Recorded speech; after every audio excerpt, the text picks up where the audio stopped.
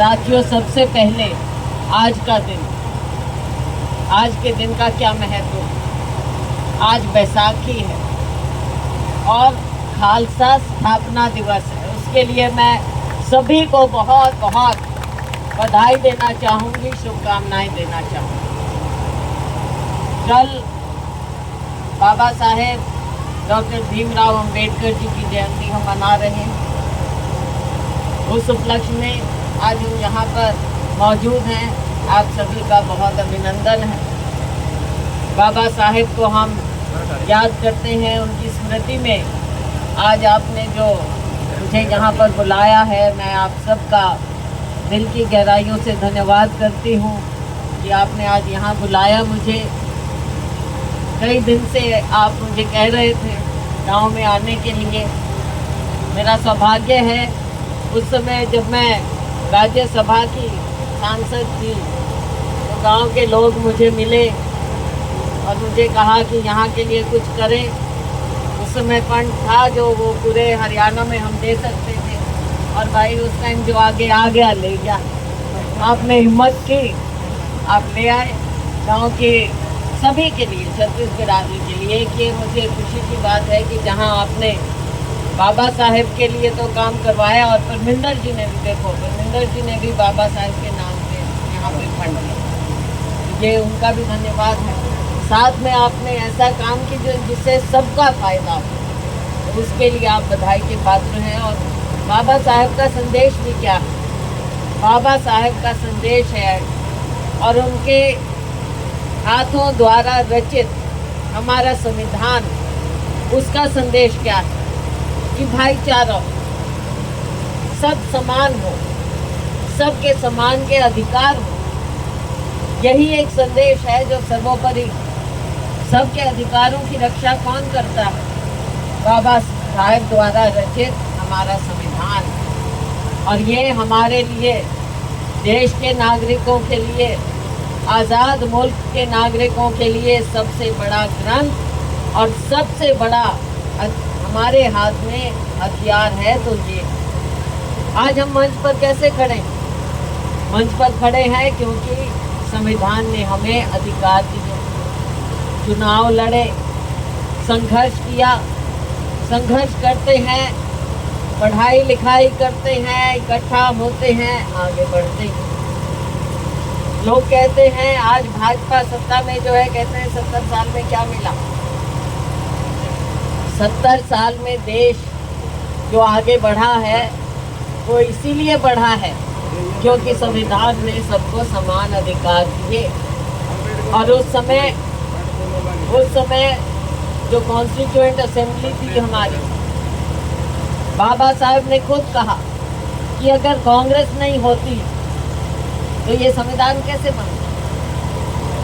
तो इसलिए आज जो ये भाजपा वाले देश में बांटने की कोशिश करते हैं, कांग्रेस को बुरा भला कहते हैं, तो ये असली बात को अब पीछे रख के केवल अपनी बात रखना चाहते हैं। और इनकी विचारधारा क्या है? इनकी विचारधारा है लोगों को बांटने की, कभी धर्म के नाम पर, कभी जाति के नाम पर। और हमारी विचारधारा है, हमारा संविधान है जो कहता है कि लोग इकट्ठा होकर चले, समान अधिकार हो सबके, भाईचारा हो। अब एक और ये विचारधारा है, एक और कांग्रेस की और बाबा साहेब की सोच, उनके विचार, गरीब को ऊपर उठाने के विचार, सबकी समानता। तो साथियों, अगर गाड़ी में 4 पहिए होते हैं, एक पहिया कमज़ोर रह जाए तो गाड़ी को भी आगे नहीं बढ़ेगी, बैठ जाएगी। एक गाड़ी पीछे पंक्चर हो जाए, थोड़ी दूर तो चलेगी, उसके बाद बैठ जाएगी, बाकी के पहिए भी ख़त्म हो जाएंगे। तो इसलिए ये बात सबके समझने की है कि 36 बिरादरी और सभी धर्म मिल बैठकर अगर आगे बढ़ेंगे तभी देश आगे बढ़ेगा, तभी समाज आगे बढ़ेगा। कभी कोई बिल ले आते हैं, वक्त बिल ले आए, कभी कुछ। क्या हमारे देश में अल्पसंख्यक कोई भी हो सकते हैं, अल्पसंख्यकों को क्या कोई अधिकार नहीं? देश तो आज़ाद देश है, हमारे संविधान से ये देश चल सकता है। किसी एक विचारधारा से जो बांटने वाली हो उससे देश आगे नहीं बढ़ेगा कभी। तो ये बात हम सोचें, समझें। भाई बड़े बड़े हमारे गुरु, आज जैसे हम खालसा स्थापना दिवस भी मना रहे, बड़े बड़े गुरु क्या कहते, गुरु ग्रंथ साहब क्या कहते, सभी ऋषि मुनियों के उस समय के, चाहे गुरु रविदास हो, कबीरदास हो, सभी गुरुओं के अच्छी वाणी उसमें आई जो मानवता की है, लोगों को एक दिशा दिखाने की।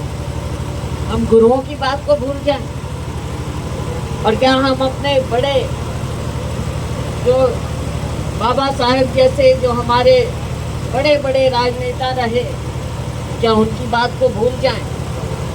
अगर अच्छी बात तो भूल जाएं हम, और सिर्फ जो आजकल की जो ये विचारधारा थोपने का प्रयास कर रहे हैं भाजपा, उनकी विचारधारा होगी तो साथियों ये देश, ये समाज आगे कैसे बढ़ेगा?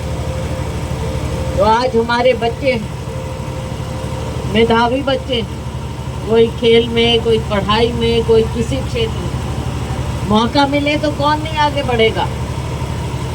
मौका मिलेगा ना, और ये तभी मिलेगा जब लोगों की सोच बदलेगी।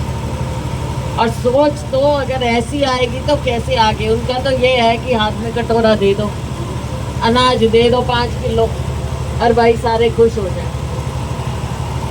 उससे कौन आगे बढ़ सकता है?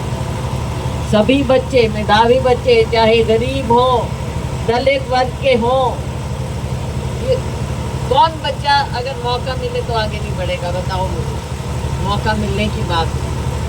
इसलिए पढ़ाई करना भी ज़रूरी है। मैं सारे समाज के लोगों को कहूँगी कि पढ़ाई करें। मैं देख रही थी कि जैसे सरकार के आंकड़े आते हैं सरकारी स्कूलों की बदहाली के बारे में, उन्हीं के आंकड़े हैं। सैलजा ने तो सर्वे किया नहीं, सरकार ने आंकड़े दिए, तो हमने उन्हीं के आंकड़े उठाए। इतने स्कूल हैं जहाँ पे भाई टीचर नहीं है, इतने स्कूल हैं यहाँ पे बच्चे नहीं हैं। अरे सरकारी स्कूलों में कौन जाएगा? आम नागरिक का बच्चा, गरीब का बच्चा। तो फिर भाई पढ़ाई करेंगे कैसे? और फिर कहते हैं प्राइवेट स्कूल की बात। प्राइवेट स्कूल में इतनी फीस देंगे, फिर वो बढ़ाएंगे, फिर बवाल मचेगा। तो ये सारी जो नीति है, बच्चों को पढ़ाने की नीति होनी चाहिए। सभी बच्चे पढ़ें, आगे बढ़ें। तो ये कैसी नीति है सरकार? ये कहते हैं सैलजा ऐसे क्यों कहती है? भाई सैलजा तो वही कह रही है जो आंकड़े सामने आए। तो आपकी नीति तो होनी चाहिए कि कोई भी बच्चा स्कूल से बाहर ना हो, उसको अच्छी शिक्षा मिले। यही बाबा साहेब कहते हैं, शिक्षित बनो। और भाई मैं तो कहूँगी जो बड़े बच्चे हैं, वो बड़े बच्चे जो पढ़ जाते हैं, वो अपने छोटे, जो गरीब बच्चे हैं, छोटे बच्चों को अपने स्कूल के टाइम के बाद, या जो दूसरे पढ़े लिखे हैं गांव में, वो उन छोटे बच्चों को प्रोत्साहित करें, उनके ऊपर टाइम लगाएं, उनको पढ़ाएं, स्कूल से बाहर भी पढ़ाएं, उनकी कोचिंग करें, ताकि सभी बच्चे ऊपर उठें। और भाई एक बात और, अब ये कहते हैं हिंदी तो हमारी मातृभाषा है, लेकिन मैं कहूँगी कि अंग्रेज़ी ज़रूर सीखो। ये कहेंगे हिंदी प्रेमी हो, मातृभाषा है, अंग्रेज़ी नहीं सीखो। बिल्कुल नहीं सुनना इनकी बात। ये सोचते हैं कि पीछे रह जाएं। भाई हमारे माता पिता अगर उस समय खुद पढ़ सकते थे अंग्रेज़ी, तो कौन पढ़ाया करता था? और जब हम स्कूल गए, ये मैं हमेशा बताती हूँ, सुनो, हम छोटे थे, मेरी माँ हिंदी स्कूल में पढ़ी हुई थी, लेकिन लगन थी उनको, खुद कायदा लेके आई, ABC खुद सीखी। कोई अंग्रेजी नहीं जानते थे वो, अंग्रेजी खुद सीखी उन्होंने, पहले हमको सिखाया और फिर स्कूल में भेजा, क्योंकि उनको लगन थी। तो भाई क्यों नहीं, अब सारे बच्चे क्यों नहीं आगे? पढ़ना चाहिए। अंग्रेजी सीखना कौन सी बुरी बात है? कोई बुरी बात नहीं है। मैं तो कह रही हूँ पढ़ो और बच्चे कम्पीट करो और आगे आओ, क्यों नहीं करेंगे? तो इसलिए बाबा साहेब ने जो कहा, शिक्षित बनो, संगठित हो और संघर्ष करो। ये संघर्ष ये नहीं है कि आज से कुछ बन गई तो मेरा संघर्ष खत्म। मेरा तो संघर्ष शुरू हुआ है। अगर मुझे कहीं आप लोगों ने पहुंचाया है, इसीलिए पहुंचाया है कि मैं सबकी लड़ाई लड़ूं और मिलके लड़ूं। छत्तीस बिरादरी में जो भी वंचित है, सबकी लड़ाई हमने मिलके लड़नी है, गरीबों की लड़ाई लड़नी है। तो साथियों, ज़्यादा समय ना लेकर आपने जो यहाँ पर मान सम्मान मेरे साथियों का और मेरा जो किया है, उसके लिए